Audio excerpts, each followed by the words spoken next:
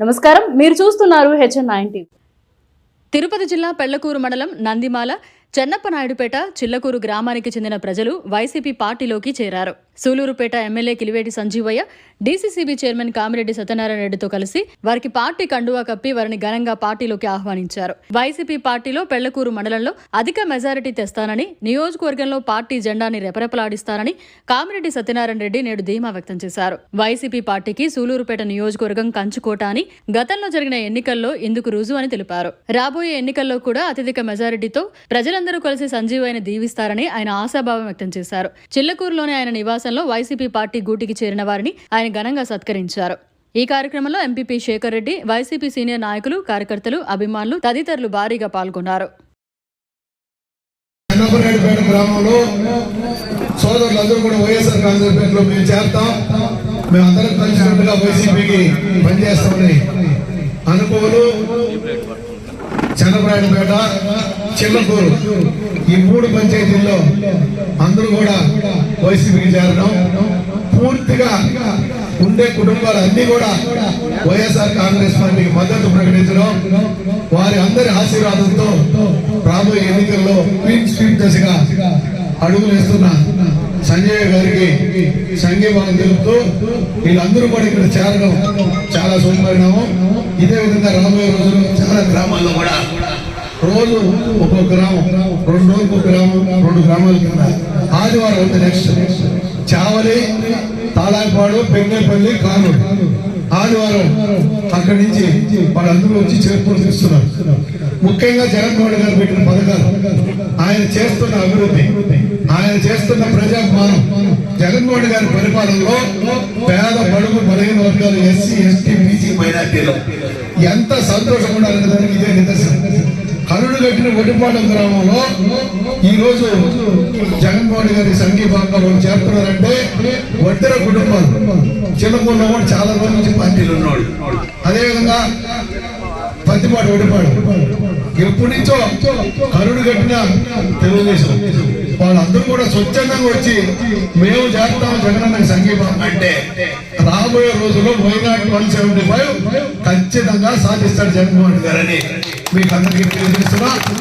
దీనికి నిదర్శనంగా ఈ రోజు మీరు ఇంతమంది చేస్తున్నారు. ఇక్కడ 200-300 కుటుంబాలు సంఘీభావంతో చేస్తున్నందుకు వాళ్ళందరికీ అభినందిస్తూ రాబోయే రోజుల్లో ఒక పిచ్చి పట్టిన చంద్రబాబు, ఒక మెంటలు వచ్చిన పవన్ కళ్యాణ్, సైకిల్ తుక్కు గ్లాసు బద్దలు జగన్మోహన్ గారి ఫ్యాను చల్లగా ఇంట్లో ఉండే విధంగా ఒక విజృంభణతో పేద ప్రజల్లో, బడుగు బలహీన వర్గాల్లో జగన్మోహన్ గారు ఒక శక్తిగా, ఒక దైవంగా, ఒక బాధ్యత కలిగిన నాయకుడిగా వాళ్ళందరికీ కనబడుతున్నందున పేద ప్రజలందరూ స్వచ్ఛంగా చేస్తున్నారు.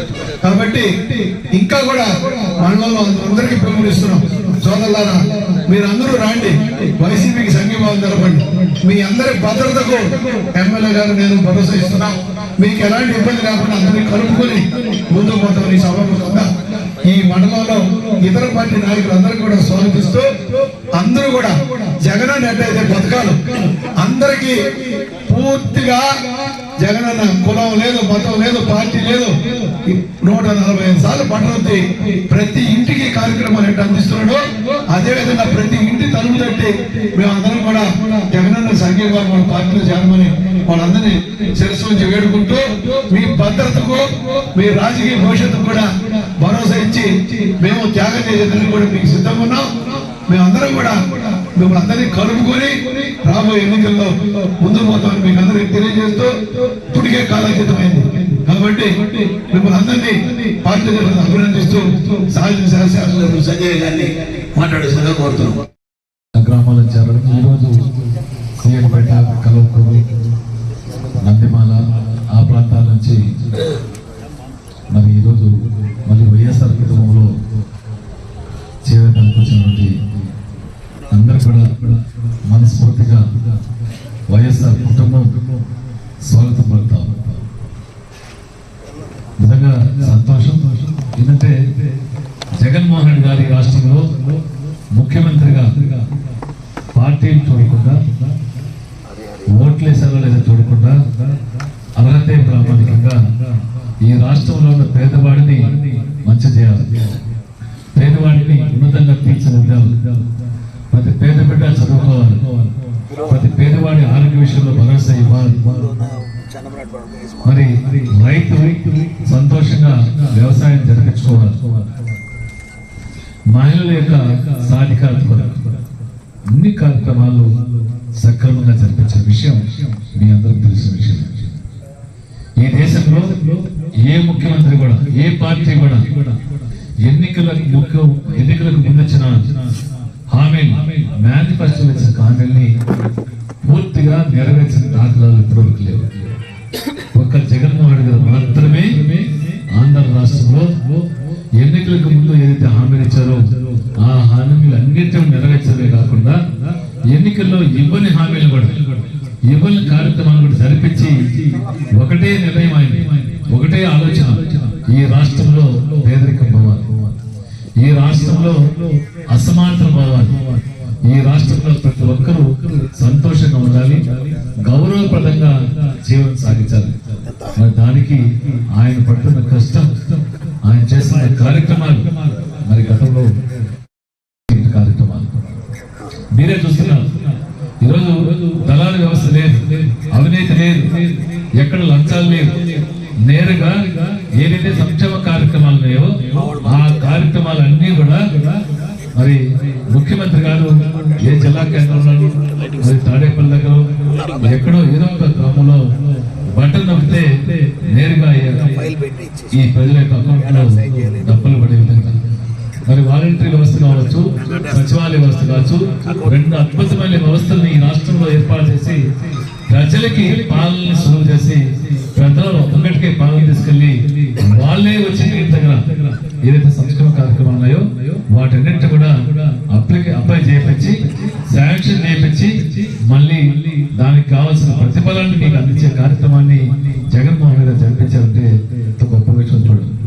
ఈరోజు పేద బిడ్డలు చదివిస్తున్నారు, ఇంగ్లీష్ చదివిస్తున్నారు, ఇంగ్లీష్ చదివించడం చాలా గొప్ప విషయం. చంద్రబాబు నాయుడు గారేమో పేదవాడికి ఎందుకు ఇంగ్లీష్ అంటే, జగన్మోహన్ రెడ్డి గారేమో పేద బిడ్డకు కూడా ఇంగ్లీష్ చదివించాల్సిందే. ఈ దేశంలో, ఈ రాష్ట్రంలో ఉన్న ప్రతి పేద బిడ్డ ప్రపంచంలో ఏ మూలకమైన గౌరవంగా బ్రతకాలి, వాళ్ళు విద్యావంతులు కావాలనే ఉద్దేశంతో మరి ఆయన చేసిన కార్యక్రమాలు, మరి ఎన్ని మంచి కార్యక్రమాలు చేస్తారు. ఈ 59 ఏళ్ల కాలంలో జగన్మోహన్ రెడ్డి గారు పేద ప్రజల యొక్క జీవితాలని మార్పు తీసుకొచ్చడానికి ప్రయత్నం చేశారు, మంచి చేశారు. ఎవరు ఎన్ని మాటలు మాట్లాడినా కరోనా సమయంలో కూడా మరి సంక్షేమాన్ని ఆపకుండా ఇచ్చిన ఘనత జగన్మోహన్ రెడ్డి దక్కింది. దీంతో పాటు అభివృద్ధి కార్యక్రమాలు కూడా, అభివృద్ధి కార్యక్రమాలు చేయకుండా మరి తెలుగుదేశం పార్టీ వాళ్ళు అంటున్నారు అభివృద్ధి కార్యక్రమాలు కాదా లేదా మీరే ఆలోచన చేయాలి. మరి ప్రతి గ్రామంలో సచివాలయ పరిధిలో సచివాలయం, వెల్నెస్ సెంటర్, మరి ఆర్పీకే ఇన్ని సుమారు ₹1 కోటి కట్టించాం. అది అభివృద్ధి కార్యక్రమం కాదని వీళ్ళు చెప్పగలరా చూడాలి. మరి నాయుడుపేటలో సిఐసి కట్టాం, అర్బన్ హెల్త్ సెంటర్ కట్టాం, సూళ్ళూరుపేటలో కట్టాం. మరి ఈ ప్రాంతంలో రైతులకు మరి గ్రామాల్లో గోడౌన్లు కట్టాం, రైతులకి నిల్వ చేసుకున్నాడు. రైతు భరోసారా రైతుకి విత్తనం కాంచి విక్రయ వరకు వాళ్ళకి అందుబాటులో ఉంది, వాళ్ళకి తోడుగా ఉండి సహాయం చేస్తూ వాళ్ళ వ్యవసాయాన్ని సంతోషంగా చేసుకోవాలని ప్రయత్నం చేశాం. మరి మహిళా సాధికారులకు చేతి కావచ్చు, ఆసరా కావచ్చు, జగన్ తోడు కావచ్చు, అన్ని ఇప్పించి వాళ్ళు సొంతంగా వాళ్ళ కాళ్ళ మీద వాళ్ళు నిలబడే విధంగా, ఆర్థికంగా నిలదొక్కే విధంగా మహిళలు చేశాం. ఎన్ని కార్యక్రమాలు చేశాం. ఈరోజు వెరసి ఇన్ని కార్యక్రమాలు చేశాం కాబట్టి మన గౌరవ ముఖ్యమంత్రి గారు ధైర్యంగా చెప్తారు, నేను మంచి చేస్తుంటే ఆ మంచి మీ కుటుంబంలో జరిగి ఉంటే నన్ను ఆస్వాదించండి, లేదంటే అవసరం లేదు. ఈ మాట 14 సంవత్సరాల ముఖ్యమంత్రి గారు చంద్రబాబు నాయుడు చెప్పగలరని అడుగుతాం. వస్తున్నారు ఎలక్షన్కి వచ్చి ఏదేదో మాట్లాడతారు కానీ గ్యారంటీలు ఆడ తెలంగాణలో 6 గ్యారంటీలని కాంగ్రెస్ పార్టీ గెలిచిందని, కర్ణాటకలో 6 గ్యారంటీలని కాంగ్రెస్ పార్టీ గెలిచిందని, ఈడ కూడా 6 గ్యారంటీలు ఉంటున్నారు. అంతకుముందు 600 పథకాలు ఇచ్చారు. హామీలు ఇచ్చారు. 600 హామీలు చెప్పి 6 హామీలు కూడా నెరవేర్చాలి 2014 నుంచి 19 వరకు. ఈరోజు మళ్ళీ 6 హామీలు చెప్తారు. 6 హామీలు చెప్తే రేపు అమలు చేస్తే మనసు ఉన్నాయి. ఆయనకు అధికారం ఇస్తే అమలు చేసేది సున్నానే. జగన్మోహన్ రెడ్డి గారు మాట చెప్పాడంటే దాని ప్రకారం చేస్తారు, చెప్పాడంటే చేస్తాడు అంతే జగన్మోహన్ రెడ్డి గారు. ఆ నమ్మకం ప్రజలకు ఉంది. ఆ నమ్మకం ప్రజలకు ఉంది. చంద్రబాబు నాయుడు గారు ఎన్ని మాటలు చెప్పినా నమ్మే పరిస్థితుల్లో ప్రజలు లేరు. అదే జగన్మోహన్ రెడ్డి గారి మాట ఒకటి చెప్తే నమ్మి ఆయన నడిచడానికి ఈ రాష్ట్ర ప్రజలందరూ కూడా సిద్ధంగా ఉండాలి. మేమకి మరి ఎలాంటి సందేహం లేదు. జగన్మోహన్ రెడ్డి గారు జగన్మోహన్తో పాటు నడిచడానికి ఈ రాష్ట్ర ప్రజలు సిద్ధంగా ఉన్నారు. ముఖ్యంగా పేద ప్రజలు. ఎందుకంటే పేదవాడికి మేలుందంటే వాళ్ళందరూ కూడా జగన్మోహన్ రెడ్డి గారితో నడిచేందుకు సిద్ధంగా ఉన్నారు. మరి వీరందరూ కూడా పేదవాడికి మేలు జరగాలంటే జగన్మోహన్ రెడ్డి గారు ముఖ్యమంత్రిగా కావాల్సిన అవసరం. మీ మండలాలకు సంబంధించి కూడా మరి పీటే ఛానల్ అయింది, మరి చెంబేడు ఛానల్ కూడా, చెంబేడు ఛానల్, చెంబేడు రిజర్వాయర్, చెంబేడు చెరువుని ఒక రిజర్వాయర్ చేసి ఆ రిజర్వాయర్ ద్వారా మండలం మొత్తం చెరువులకి 27 చెరువులకి నీళ్లు అందించే కార్యక్రమాన్ని ఇంచుమించు 35 కోట్ల రూపాయలతో అది ఫైనాన్స్ లో ఉంది. ఎన్నికలు కూడా రాకుంటే శాంక్షన్ అయిపోయింది. మరి ఎన్నికలు అయిన తర్వాత మీ అందరి ఆశీస్సులతో మళ్ళీ జగన్మోహన్ గారు ముఖ్యమంత్రి కాబోతున్నాడు. మీ అందరి ఆశీస్సులతో నేను కూడా ఎమ్మెల్యే అవుతానే ఒక నమ్మకం ఉంది. ఎందుకంటే మీ అంత ఆశీస్సులు ఇస్తారని ఒక నమ్మకం ఉంది. మరి మళ్ళీ జగన్మోహన్ ముఖ్యమంత్రి అయిన తర్వాత ఖచ్చితంగా ఈ చెంబేడు ఛానల్ని ఆధునీకరణ, చెంబేడు చెరువుని రిజర్వాయర్ చేసే కార్యక్రమాన్ని తప్పకుండా చేస్తామని ఈ సందర్భంగా తెలియజేస్తాము. తెలంగాణ నిలిచాం.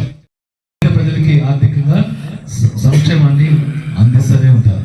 మరి ఇది దృష్టిలో పెట్టుకుని మీరందరూ కూడా జగన్మోహన్ గారికి అండగా ఉండి జగన్ అన్నని మళ్ళీ బలపరిచి మరి సూళ్ళూరుపేట నియోజకవర్గంలో వైఎస్ఆర్ కాంగ్రెస్ పార్టీ జెండాని రెపరెపలు ఆడించాలని తిరుగుతూ ఉన్నారు. తెలుగుదేశం వాళ్ళు ఏమో చెప్తా ఉన్నారు, మేము వస్తే అది చేస్తాం ఇది చేస్తామని. మరి వాళ్ళకు కూడా చెప్తా ఉన్నాం, మీరు గతంలో ఏం చేశారో చెప్పండి. మేమేం చేసామో చెప్తా ఉన్నాం. ఈ పని చేసాము మాకు ఓట్లు ఏమంటున్నాం. మీరు గతంలో పనిచేసిన వాళ్ళే ఫలానా పని చేస్తాము ఓటేయండి ధైర్యంగా అడగండి. మేము అడుగుతాం. మేము ఈ పని చేసాము మాకు ఆశీర్వదించాలి. మీరు కూడా అదే మాట చెప్పాలి. కళ్ళబొల్లి మాటలు చెప్పి ప్రజలను మోసగించాలనుకుంటే ప్రజలు మోసపోయేదానికి సిద్ధంగా లేరనే విషయం అందరూ గమనించాలి. అందరూ కూడా మీ ఆశీస్సులు ఇవ్వాలని మరొకసారి మీ అందరూ కూడా శిరస్సు వచ్చి వేడుకుంటూ సెలవు తీసుకున్నాం. జై హింద్, జై జగన్, జై జగన్, జై జగన్. మరిన్ని అప్డేట్స్ కోసం మన HN9 టీవీ ఛానల్ ని సబ్స్క్రైబ్ చేసుకోండి.